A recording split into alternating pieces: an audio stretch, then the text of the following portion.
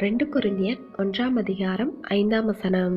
கிறிஸ்துவினாலே எங்களுக்கு ஆறுதலும் பெருகுகிறது. கிறிஸ்துவுக்குள் அன்பானவர்களே, விசுவாசிகளில் சிலர் இயேசு கிறிஸ்துவை தங்களை சோதிக்கின்றவராகவே பார்க்கின்றார்கள். தங்களை ஆறுதல் படுத்துகின்றவராகவோ பலப்படுத்துகின்றவராகவோ பார்க்க மாட்டார்கள்.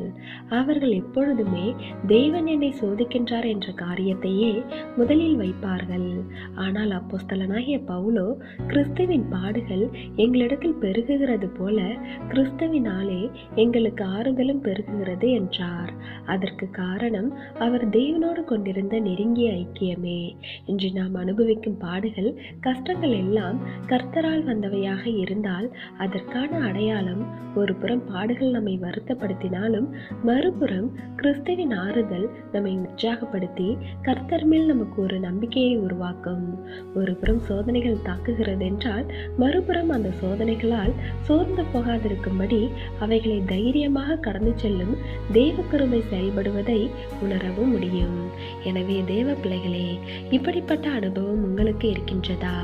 அப்போஸ்தலனாகிய பவுலைப் போல நம்மால் கிறிஸ்துவினாலே எங்களுக்கு ஆறுதல் பெருகுகின்றது என்று சொல்ல முடியுமா என்பதையும் சிந்தியுங்கள்.